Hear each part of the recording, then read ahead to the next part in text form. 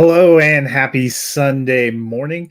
We are diving into our NFL preview series. I am going through each of the 32 teams in anticipation of the kickoff of the 2024 NFL season, which begins on Thursday, September 5th, as the Kansas City Chiefs host the team we are talking about today, and that is the Baltimore Ravens. We are moving our way through the AFC North.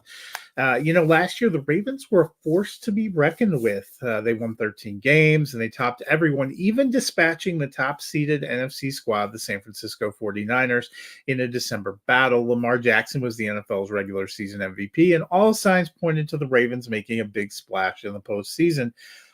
But they couldn't get it done against the Chiefs, falling at home in the AFC Championship game. This offseason, they made a big splash on offense, grabbing a big piece in the backfield they hope will push them over the top. Let's dive in.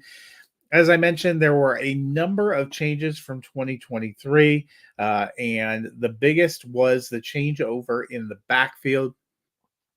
They saw both Gus Edwards and J.K. Dobbins leave in free agency following former offensive coordinator Greg Roman to the Chargers. Odell Beckham Jr. also moved on, going to the Miami Dolphins. Devin Duvernay headed to Jacksonville. Tyler Huntley moved on to the Browns. Patrick Queen signed with the Pittsburgh Steelers. Jadeveon Clowney left for the Panthers. They even saw corners Ronald Darby and Rocky Ya-Sin leave. But it wasn't just a one-way street. In free agency, they added a huge free agent, both physically and in terms of what it will mean to their team, and that is Derrick Henry. King Henry coming to the Ravens after dominating for years with the Titans. In 8 seasons there, he rushed for 9,500 yards and 90 touchdowns.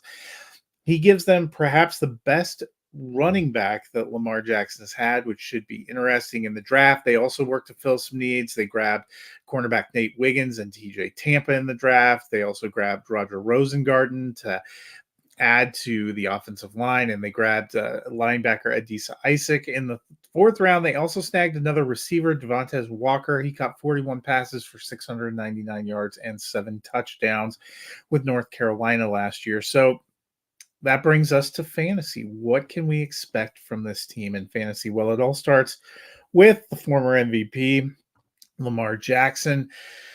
I think he's still going to be a good threat, but I do think with Henry there, he may not have to run as much and may also not be the same goal line threat on the ground as he once was, because Henry is just a battering ram. I think they will try to save Jackson a little bit.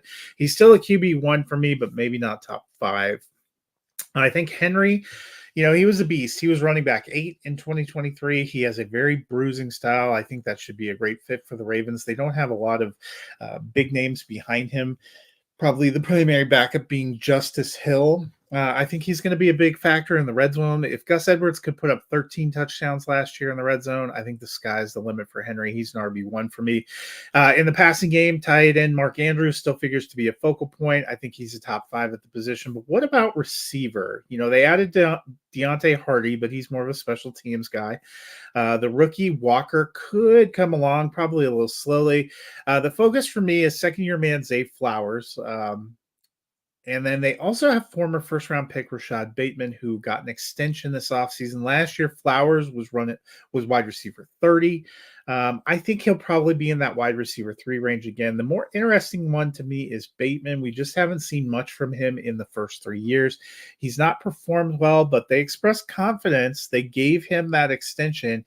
He could be something of a flex consideration this offseason, so that'll be something that'll bear watching. He should be rostered, I think, at this point. So what about the Ravens in general? Well, they were the best team in the league during the regular season last year. But as has been the case, they stumbled a bit in the postseason. I still think they have a good team. I think they'll win between 10 and 12 games. I think they'll be a playoff contender. I think they'll probably be in the playoffs again.